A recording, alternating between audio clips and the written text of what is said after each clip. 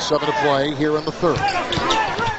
Thunder shooting 45%. Telfair with the kind of shot that he put in when he played at Abraham Lincoln High in New York City.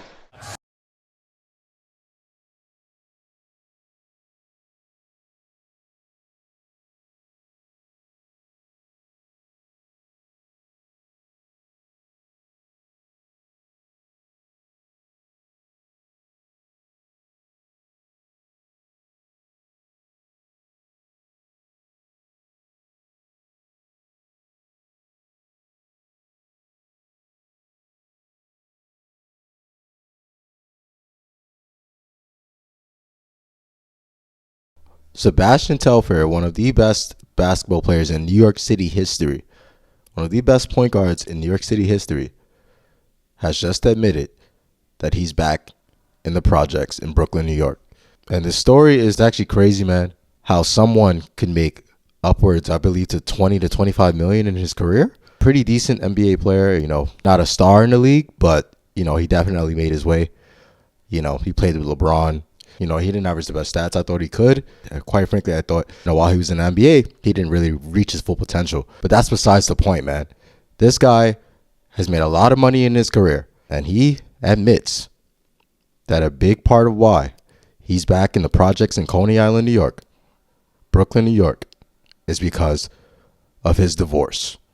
And we talk about this a lot on my channel. The impact of getting married, the downside of getting married by the state, and just the realities of society and why you could really ruin your life if you make the wrong decision and take the wrong path. This guy, he's said to have lost a lot in his divorce, a really good amount in his divorce. And you may say, oh, he made 19, 20 million, right? Well, a lot of the times these guys, they have assets, they have houses, they have cars, they have, things that may lose value at particular times in their life. And, some things are unpredictable. Not all of these rich guys have full liquid millions of cash. A lot of it eventually goes to shit because lawsuits. He was also fighting a gun charge, and he did some time in jail, I believe. It's honestly a very shocking story, man. He was very inspirational for pretty much all New York City basketball players, especially him, Lance Stevenson, these guys. But, to see it happen to Sebastian, man, I hope, he's grown from this. I hope he's, learned his lesson and, he's able to bounce back, as quick as possible. But yeah, let's go on and watch this. My name is Sebastian Telfair. I was born and raised in mermaid houses in Brooklyn, New York. The day I picked up with basketball was the day I was for sure knowing I was going to make it out.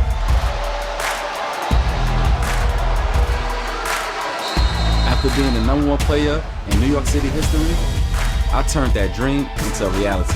I played over 10 years in the NBA and made tens of millions of dollars. I had everything I ever dreamed of.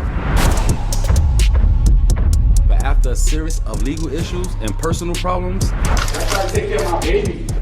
My life has become something I could never imagine. When I was in the NBA, making the money, doing what I love to do, I always thought that my life would continue to go up and I would just have a sweet retirement and be able to raise my kids. And somebody told me I was going to end up back in the projects, I would have never believed anyone, not for 1 minute. I ended up getting locked up in 2017, licensed firearms and all that BS, going through my divorce, and now, sheesh. Fighting the feds and my divorce affected my finances. Now I got to run around broke. You can't go into things blindsided. You can't go into marriages blindsided because you never know when that woman will decide she doesn't want to be with you anymore. You never know. The courts don't favor you. We talk a lot about alternatives to marriage, and although I've said it plenty of times, I don't promote degeneracy. It's always good to have that abundance mindset.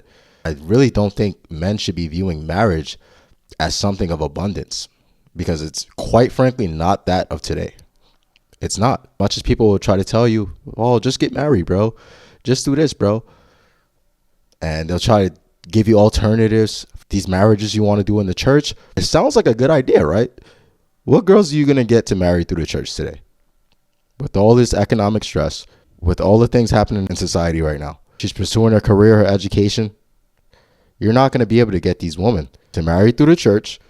Now, if you do, you still have to think about what else could happen. There's still lawsuits, things that can still come back and haunt you. You could say you did whatever, child support. So you're not going to be able to do these certain things. And I wish we could. Women, they don't feel bad for men. They don't feel bad. They don't really care to be led by men. Generally speaking, have an authoritative leader, as we can see by society and the way we vote and stuff. And we could already tell, man, it's not going to happen. But that's it, man. Do what you got to do. Prepare yourself mentally, financially, physically.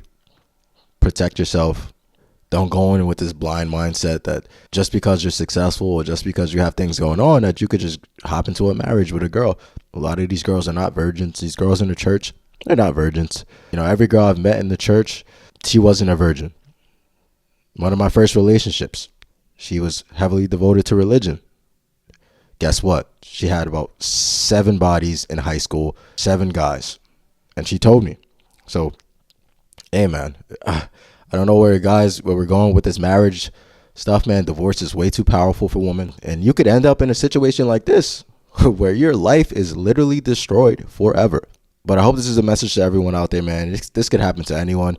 This is a real example of how bad things can get, man. A multi-millionaire athlete just ends up in this situation again, man. But shout out to him, man. He's still a legend.